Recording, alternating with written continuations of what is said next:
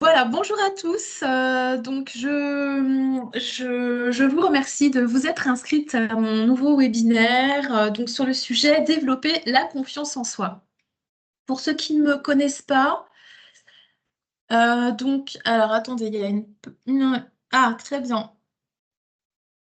Hop, voilà, une personne qui vient de se connecter. Donc, pour ceux qui ne me connaissent pas, je suis Taline Chakarian-Lelièvre, coach en développement personnel et transformation durable dans les 10 domaines de vie, car ils sont tous interconnectés. Donc, quand un domaine vacille, il y a des répercussions dans les autres.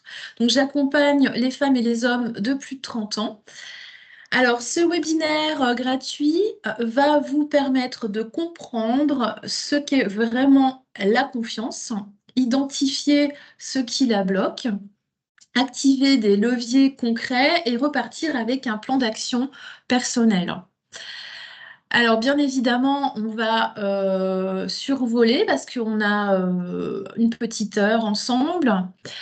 Donc, tout d'abord, je vais vous poser une petite question. Donc, sur une échelle de 1 à 10, où situez-vous votre confiance aujourd'hui? Donc, pour ceux qui veulent répondre, bien, je vous écoute. Sinon, ceux qui n'osent pas parler, eh bien, voilà, vous l'écrivez. Comme je vous ai suggéré avant le webinaire, de prendre de quoi noter, comme ça vous pourrez relire vos notes par la suite. Voilà, donc déjà pour le moment, voilà, quel est votre niveau de confiance aujourd'hui entre 1 et 10? Donc, euh, s'il y a des personnes timides, eh bien, c'est pas grave. Donc, je vais poursuivre, notez-le. Alors déjà, pour comprendre la confiance en soi, il faut déconstruire les idées reçues. Donc, c'est-à-dire que déjà, la confiance, ce n'est pas être extraverti, ne jamais douter, ne jamais avoir peur. La confiance, c'est la capacité à agir malgré le doute. C'est la confiance, c'est la capacité également à faire face. Donc, il faut comprendre aussi la différence essentielle entre eux. Parce qu'on confond souvent, en fait, la confiance en soi, l'estime de soi et l'image de soi. Donc, c'est trois notions qui sont un petit peu nuancées, différentes. Donc, l'estime de soi, en fait, c'est la valeur globale et le jugement que l'on porte sur soi-même, c'est-à-dire le sentiment de sa propre importance. Tandis que l'image de soi, c'est plutôt la représentation mentale que l'on a de soi. Donc, ça peut être physique, ça peut être au niveau de sa personnalité, ça peut être ses capacités ou alors son rôle social.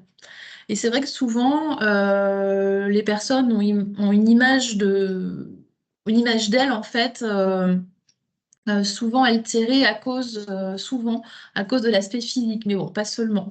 Et enfin, le troisième, donc la confiance en soi, eh bien, c'est la croyance en sa capacité à agir efficacement et à réussir dans une situation donnée. Voilà, donc les différences qui sont importantes sont faites. Et donc maintenant, je vais parler de pourquoi manque-t-on de confiance? Alors, quelles en sont les causes? Alors, il y en a 5 grandes que j'ai relevées. Donc, tout d'abord, eh bien, en fait, ça provient de la peur du jugement. Ensuite, à cause des expériences passées. Donc, ça peut être des échecs, des critiques. La troisième cause, ça va être la comparaison constante. Donc, toujours se comparer aux autres.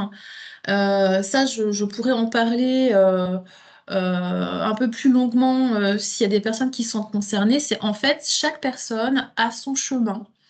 On n'évolue pas tous de la même manière parce on ne part pas tous avec les mêmes bagages. Et donc, ça sert à rien de se... Alors, j'entends du bruit. Si quelqu'un peut couper son micro pour pas entendre le bruitage derrière, merci beaucoup. Donc, la comparaison constante, voilà. Ensuite, la quatrième cause, ça va être le perfectionnisme. Et la cinquième, ça va être le manque de connaissance de soi. Beaucoup de personnes, en fait, n'apprennent pas à se connaître et vont avoir tendance parfois à être soit influencés, soit à copier les autres, alors qu'on a tous en fait sa propre richesse intérieure, ses talents, etc. Donc, euh, ce qui est dommage, voilà, c'est de passer à côté de richesses en fait, et de ne pas faire une introspection pour mieux se connaître. Donc voilà, les 5 grandes causes. Alors, rapidement, laquelle de ces causes vous parle le plus? Donc, si vous souhaitez vous exprimer, allez-y, avec grand plaisir. Sinon, notez-le, car ce sera important ensuite pour faire une réflexion. Donc, Taline, bah, l'ennui, c'est que je me souviens pas de tout, là, de tout ce que tu as dit. très bien. Alors, en fait, bah, tu peux les noter si tu veux. Donc, les Oui, 5 grandes causes. Alors, c'est la peur du jugement. Oui. Ensuite, la deuxième, les expériences passées, comme les échecs, par exemple, ou les critiques. Je te laisse noter si tu veux. Oui, La, oui, c'est bon. la troisième, c'est la comparaison constante avec les autres. Oui. La quatrième, c'est le perfectionnisme. Ah oui. Et la cinquième, le manque de connaissance de soi. Okay. Voilà. Et ben donc, continuons dans la lancée. Pour toi, alors, lequel te parle le plus? À ton avis, quelle serait la cause principale pour toi? La peur du jugement. D'accord. Ok. Donc, ça, on pourra en parler si tu le souhaites après le webinaire. Alors, on va faire un petit exercice qui s'appelle mes preuves de valeur. Donc, vous allez noter 5 situations où vous avez réussi quelque chose. Donc, je vous laisse un petit instant. 5 situations où vous avez réussi quelque chose. Donc, mettez des mots-clés, hein, comme ça, voilà, vous pourrez vous en rappeler. Et ensuite, 3 qualités personnelles que vous possédez.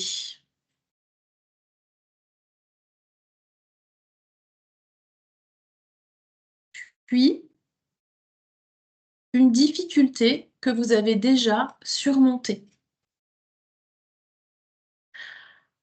Donc, je répète, 5 situations où vous avez réussi quelque chose, 3 qualités personnelles que vous possédez et une difficulté que vous avez déjà surmontée.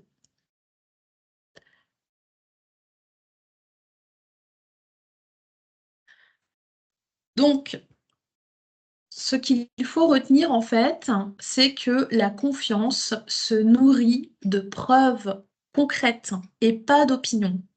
C'est pour ça que c'est important de noter en fait ces 3 aspects, de les lister et ensuite de les relire et de pouvoir en fait réfléchir dessus. Voilà, donc on peut bien évidemment développer tout cela ensemble par la suite. Donc je vous laisse un petit temps pour réfléchir par rapport à ces points et les écrire tranquillement avant de poursuivre.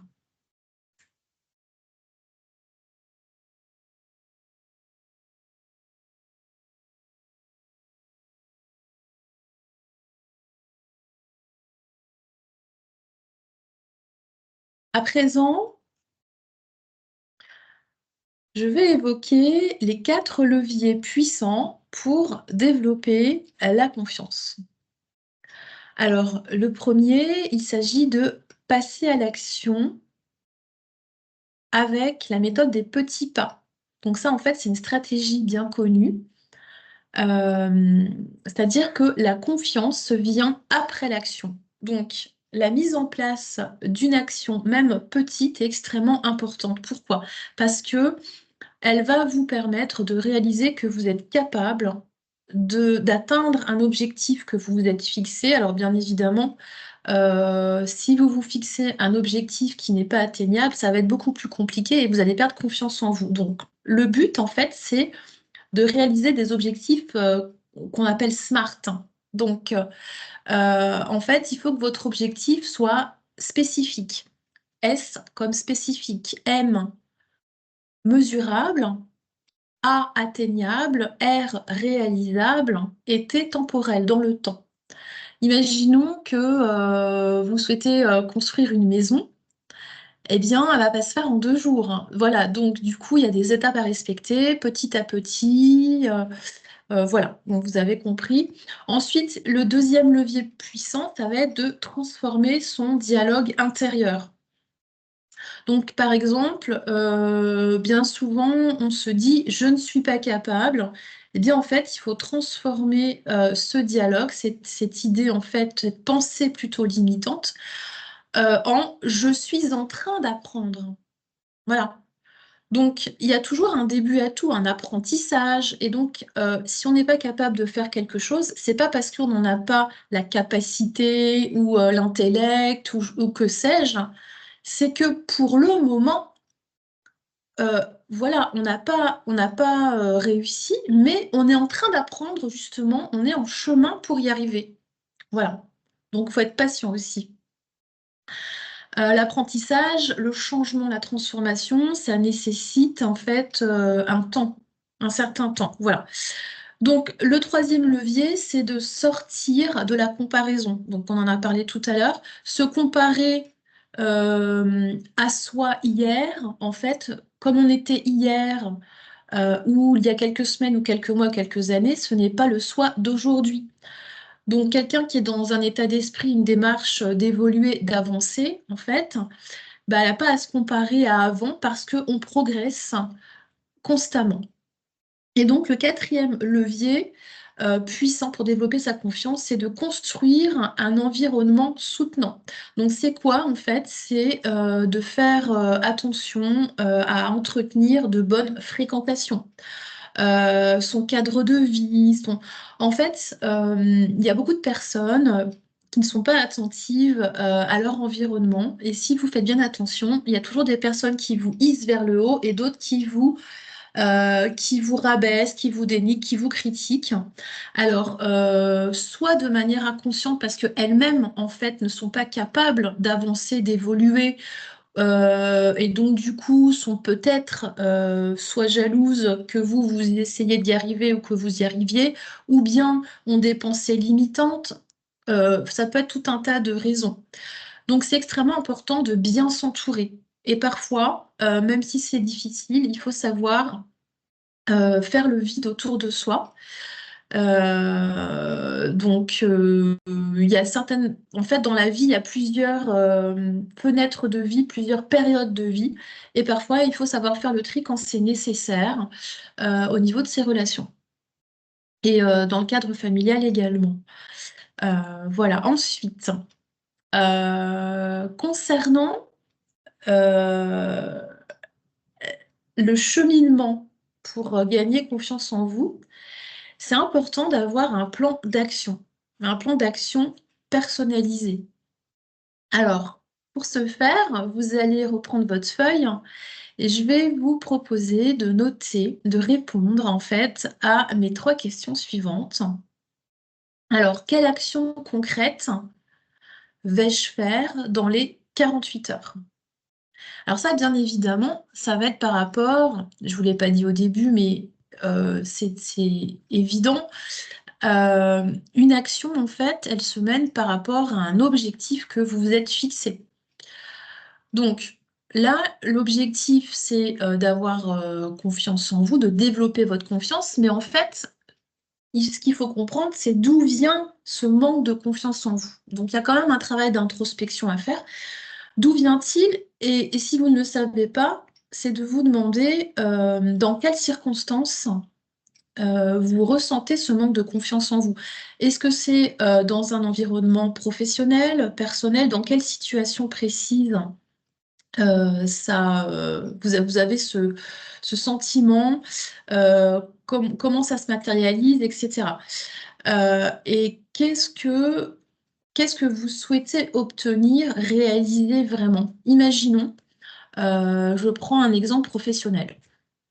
et j'en prendrai un autre personnel après. Vous manquez de confiance en vous pour intervenir lors d'une réunion. Et donc, vous avez des idées, vous souhaitez vous exprimer, mais vous n'osez pas parce que vous avez peur qu'on vous juge. Euh, et donc, bah, du coup, là, votre objectif, ça va être, bah, voilà, quelle action, qu'est-ce que je peux faire? Donc, bah, voilà, donc ça peut être par exemple, bah, vous allez vous dire, bah voilà, cette fois je vais prendre la parole, je vais oser. En fait, passer à l'action, ça veut dire oser. Et, euh, et si vous arrivez à franchir ce cap, à oser tout simplement et voir ce que ça donne,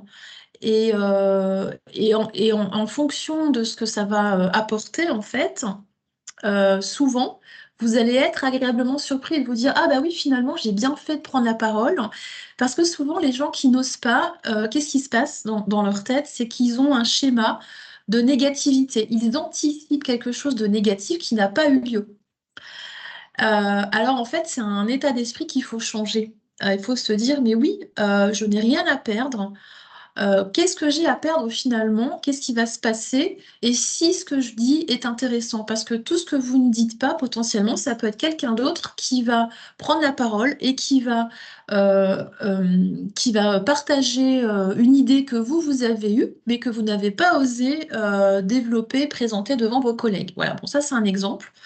Et au niveau personnel, bah, vous allez manquer plein d'opportunités intéressantes parce que vous n'avez pas osé tout simplement. Donc, quelle action concrète vous allez faire? Ça, c'est un engagement envers vous-même, un défi que vous allez mettre en place. Les actions dans le coaching, c'est vraiment incontournable, indispensable. Ensuite, deuxièmement, quel comportement vais-je arrêter de faire? Donc, notez-le bien. Quel comportement vais-je arrêter? Parce que si vous continuez à mettre en place des comportements négatifs ou qui ne sont pas appropriés ou qui ne vont pas vous permettre d'évoluer pour gagner confiance en vous, bah, en fait, ça va être un schéma répétitif. Et enfin, euh, troisième question à vous poser, quelle phrase vais-je adopter comme mantra? C'est quoi en fait? C'est de vous répéter chaque jour, oui, je vais y arriver, oui, je vais faire ça. En fait, osez faire des choses que vous n'avez pas eu l'habitude de faire jusqu'à présent. C'est de changer vos habitudes. Donc ça, en fait, c'est un exemple de petit plan d'action personnel. Évidemment, il est bien plus long et personnalisé quand j'accompagne mes clients. Mais ça, déjà, ça va vous aider un petit peu à, à avancer, à vous donner voilà, un petit aperçu pour essayer vous-même de passer à l'action. Alors, si vous le souhaitez, pour ceux qui veulent partager maintenant une transformation, une expérience que vous avez vécue, donc en expliquant la situation de départ, qu'est-ce qui s'est passé, en fait, le contexte, la genèse, et puis le blocage que vous avez eu, quel blocage, comment ça s'est manifesté. Donc ça peut se manifester aussi par des émotions. Bien souvent, c'est le corps qui parle, physique. Qu'est-ce qui s'est passé en fait? Quel blocage? Quel travail vous avez effectué pour surmonter cela? Quels résultats vous avez obtenus? Et en fait, si vous voulez, ce type de témoignage, c'est intéressant parce que ça permet de montrer que le changement est possible. Parce que beaucoup de personnes, en fait, euh, restent avec leurs idées limitantes, etc. Et c'est la raison pour laquelle, petite parenthèse, je propose également des podcasts. Donc, je ne sais pas si vous avez pu les voir sur ma chaîne YouTube où beaucoup de personnes témoignent. Donc, c'est tous les mardis à 17h30. Et des personnes témoignent sur des expériences de vie qu'elles ont vécues dans différents domaines, donc dans 10 domaines de vie. Donc, ça peut être personnel, professionnel, un burn-out, enfin, plein de sujets, en fait, où les personnes partagent leur expérience de changement, de transformation de vie. Donc, ça, vous pouvez vous en inspirer. Et donc, afin de réaliser en fait que vous n'êtes pas seul par rapport à la situation que vous vivez et qu'il y a toujours en fait une possibilité d'évoluer. Faut-il encore qu'on en prenne conscience? Ça, le coaching vous permet de réelle prise de conscience avec des méthodes et des outils spécifiques adaptés à chaque personne. Parce on est tous différents, on a tous une expérience de vie différente, un passé, une histoire et surtout une singularité. Voilà, chacun sa propre singularité. Si quelqu'un veut échanger, ben, c'est le moment. Sinon, pas de problème, j'avance et puis on pourra en discuter personnellement par la suite. Alors, pour conclure un petit peu cette approche rapide de la confiance en soi, en fait, je dirais que, en résumé, la confiance, ce n'est pas inné. Donc,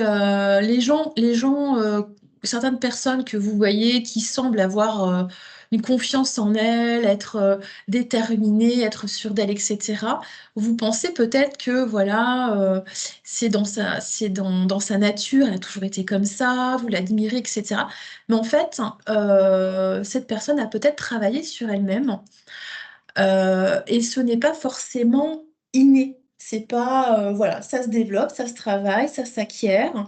C'est comme par exemple les personnes enfin, qui font du théâtre aussi. Bien souvent, le théâtre permet aussi de gagner en confiance en soi, de s'inscrire euh, à une activité de théâtre. Voilà, beaucoup d'acteurs, d'actrices, voilà, avant de passer, monter sur des planches ou passer, enfin tourner dans un film, voilà, bah, il y a tout un travail avant.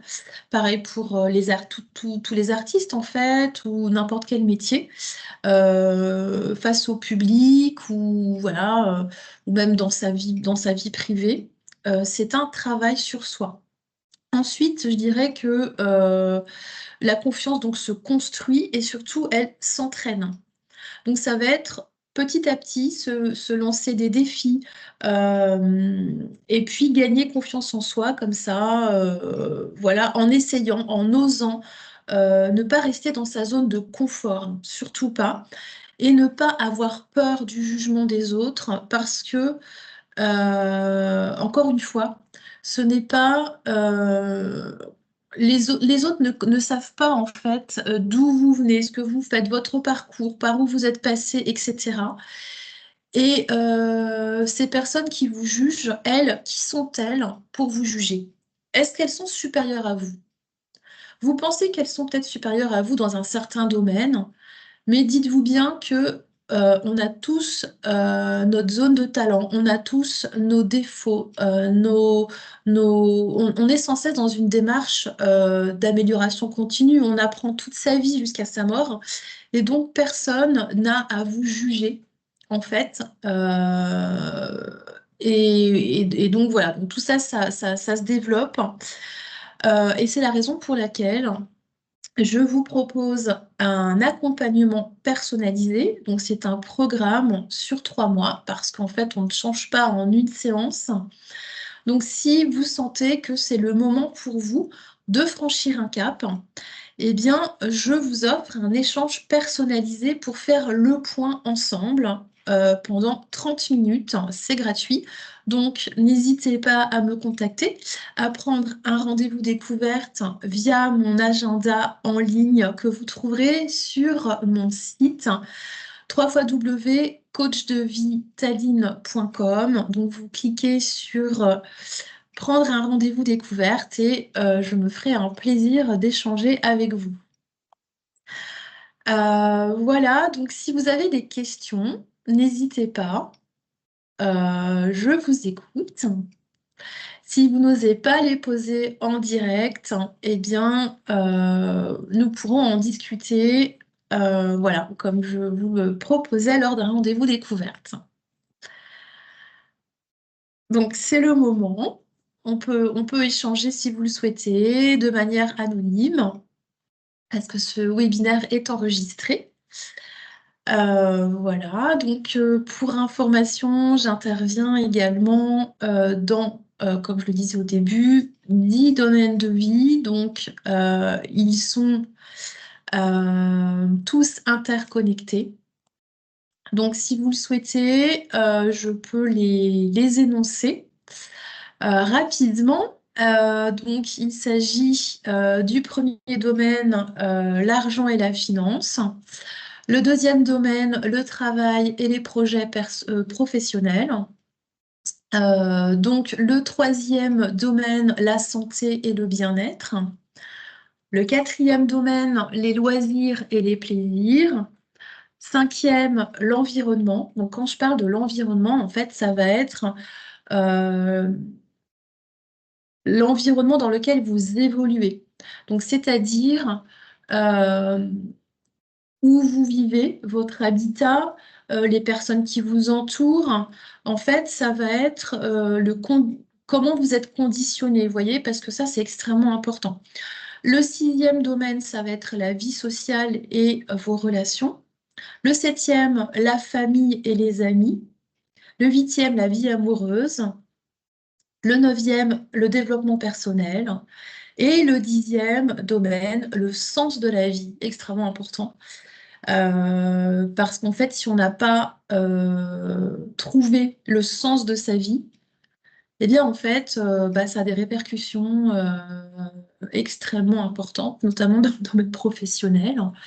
Il ne s'agit pas d'avoir uniquement un métier, on va dire, qui nous permet, alimentaire, je dirais. C'est extrêmement important d'éprouver de la joie dans son quotidien, d'avoir une activité, un métier qui nous plaît et un sens.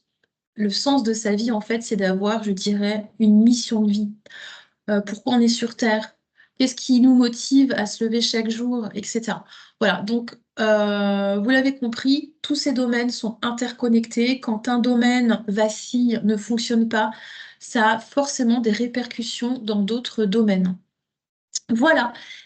Euh, Est-ce que vous souhaitez vous exprimer?